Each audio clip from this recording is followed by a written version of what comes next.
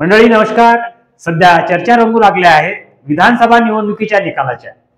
महाराष्ट्र राज्यामध्ये देशातील तब्बल सर्वात मोठं असलेलं दुसऱ्या क्रमांकाचं हे राज्य आणि येथे 288 जागांकरिता विधानसभा मतदारसंघावर निवडणूक लढली गेली। आणि या निवडणुकीच्या चित्रामध्ये जो निकाल लागलेला आहे तो ईव्हीएम विरुद्ध महाविकास आघाडी असं चित्र पाहावयास मिळतं। आणि ह्या चर्चा आता अनेक कॉर्नर आणि गावागावात रंगू लागल्या आहेत आणि त्यामागचं कारणही असंच आहे। महाराष्ट्राचं राजकारण असो अथवा देशाचं राजकारण असो, या देशाच्या राजकारणामध्ये पहिल्यांदाच महायुतीने चक्क विरोधकच या विधानसभेमध्ये ठेवला नसल्याचं चित्र या विधानसभा निवडणुकीच्या अनुषंगाने पाहावयास मिळत आहे। आणि आता चर्चा लागल्या आहेत की सध्या झालेली निवडणूक ही फक्त महाविकास आघाडी आणि ईव्हीएम यांच्यातच झाली का? नमस्कार, मी संतोष पिंगळे आणि सध्या स्थितीला राज्यामध्ये महाविकास आघाडी आणि महायुती अशी लढत हे चित्र पाहावयास येतं। आणि यावेळी असलेली महायुतीच्या माध्यमातून झालेली जी नाराजी सत्र आहे त्याचं मांडण्याचं काम महाविकास आघाडीच्या माध्यमातून करण्यात आलं। परंतु या निवडणुकीमध्ये छत्रपती शिवाजी महाराज यांच्या पुतळ्याचं विघटन झालं, त्या संदर्भामध्ये कुठलाही मुद्दा उठवला गेलेला नाही। त्याच अनुषंगाने शेतकऱ्यांच्या मालाला कवडी भाव मिळत आहे, त्याबाबतही कुठली नाराजी जनतेने दर्शवलेली नाही। एवढंच नाही तर अनेक योजना ह्या महायुतीच्या काळात राबवल्या गेल्या असल्या, त्यामध्ये विशेषतः जी लाडकी बहीण योजना आहे त्या लाडकी बहीण योजनेनेच महायुतीला बहुमत मिळवून दिल्याचं चर्चा ही संपूर्ण महाराष्ट्र राज्यातील विविध गावात पाहावयास मिळते। आणि नुकताच हा झालेला निकाल चर्चेचा ठरतो आहे। त्यामागे अनेक जण वेगवेगळे मुद्दे उपस्थित करतायत आणि यामुळे ईव्हीएम आणि महाविकास आघाडी यांच्यातच ही लढत झाली असून ईव्हीएम जिंकली अशाही चर्चा रंगू लागल्या आहेत।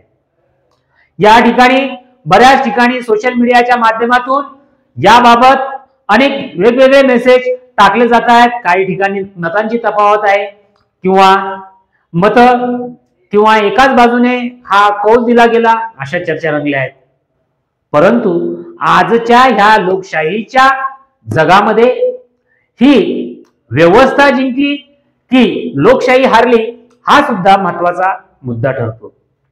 परंतु सध्या स्थितीला विरोधकांच्या वतीने असलेल्या सरकारच्या विरोधात ज्या महत्वाच्या मुद्द्यावर प्रकाश टाकणं गरजेचं होतं तो टाकला गेलेला नाही।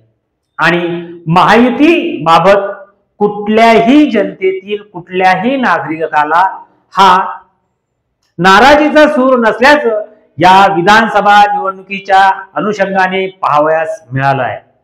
आणि यामुळे सध्या स्थितीला ईव्हीएमच्या या निकालामुळे अथवा महाविकास आघाडीच्या विरोधात व महायुतीच्या बाजूने लागलेल्या निकालाबाबत लोकांमध्ये सध्या चर्चा रंगू लागल्या आहेत की आता बॅलेट पेपरवर निवडणुका झाल्या पाहिजे आणि या निवडणुका व्हाव्यात अशी अनेकांची मागणी आहे। एवढंच काय तर अमेरिका सारख्या प्रगत देशामध्येही होणाऱ्या निवडणुका या बॅलेट पेपरच्या माध्यमातून होतात। ईव्हीएमचा त्या ठिकाणी वापर केला जात नाही।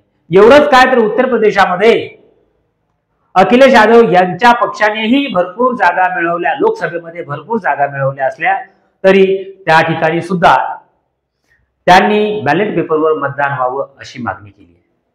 तरी सध्या स्थितीला राज्यातील हे वातावरण चर्चेचं ठरतं आहे।